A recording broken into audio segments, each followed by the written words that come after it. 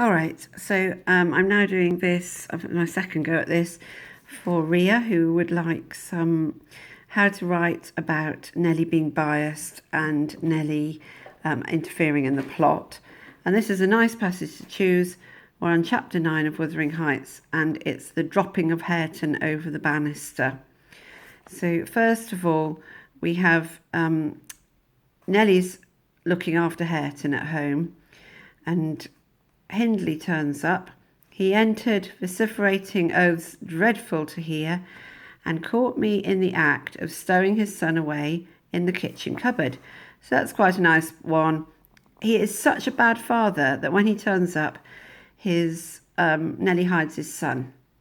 But there is no comment here from the narrator. She could have said that, but she doesn't. She just gives you the facts. She doesn't say, because he had such a dreadful, dreadful father. So Hareton was impressed with the wholesome terror of encountering either his wild beast fondness or his madman's rage. For in one he ran a chance of being squeezed and kissed to death, and in the other being flung into fire or dashed against the wall, and the poor thing remained perfectly quiet wherever I chose to put him. So the 5-year-old is so frightened that he will stay quiet in a cupboard. Let me tell you, 5-year-olds never understand why they should be quiet in cupboards. But he is so frightened of his father that he will. But Hindley's found him here. There, I found it out at last, cried Hindley, pulling me back by the skin of the neck like a dog. So this is how he treats Nelly. He's still not the baddie of the book. The baddie is still Heathcliff for some reason, but he pulls Nelly by the skin of the back of her neck. By heaven and hell, you've sworn between you to murder that child. I know how it is now that he's always out of my way, but with the help of Satan I shall make you swallow the carving knife, Nelly. You needn't laugh, for I've just crammed Kenneth the Doctor head downmost in the Black Horse Marsh. So this is a violent person going around being violent in the neighbourhood, but he's entitled. He owns the house. His family have owned it for generations. So no problems. Go around cramming doctors into marshes. So you might have, I've just crammed Kenneth. Hindley should be the villain, not Heathcliff. I do want to kill some of you. I shall have no rest till I do. But I don't like the carving knife, Mr. Hindley, I answered. It's been cutting red herrings. I'd rather be shot, if you please. So instead of saying, oh, he was the devil, I'll put that there. Oh, he was the devil. Oh, wasn't he awful? Oh, he had black whiskers and he looked like a creature from another species. She's actually able to deal with Hindley and laugh off his jokes. She's very biased. It's the same behaviour, but she's very able to cope with it and doesn't make that point. You have to work that point out yourself. You'd rather be damned, he said, and so you shall. No law in England shall hinder a man from keeping his house decent, and mine's abominable. Open your mouth. He held the knife in his hand and pushed its point between... This could get difficult. Hang on. Oh, no, I can't do that. Hold on, wait there. You're just going to have to guess what it is. Between my teeth. But for my part, I was never much of his vagaries. I spat it out and affirmed it tasted detestably. So that's another way. That's how matter-of-factly and able she is to cope with somebody putting a knife in her mouth after they have pulled her back by the skin of her neck. Oh, said he, releasing me, I see that hideous little villain is not Hareton. I beg your pardon, Nell. If he be, he deserves flaying alive. So in front of his 5-year-old, he threatens to take his skin off while he's alive. Unnatural cub, come hither. I'll teach you to impose on a good-hearted, deluded father.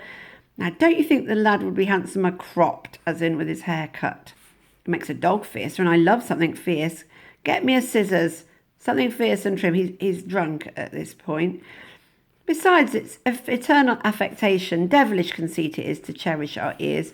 He's threatening to cut his son's ears off. So you've got flying alive, cherish our ears. I'm just trying to remember whether a particular one. And the fact that Hareton is obviously terrified of him. Get those all three together in one very quick bit in your essay. So now he's changed personality, as people quite often do when they're drunk. Hareton, damn thee, kiss me, my God. I would rear such a monster.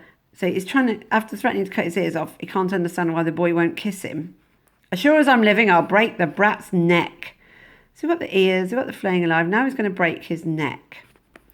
Poor Hareton was squealing and kicking in his father's arms with all his might, and redoubled his yells when he carried him upstairs and lifted him over the banister. I cried out that he would frighten the child into fits and ran to rescue him. So Hindley leans forward to listen to a noise below, almost forgetting what he had.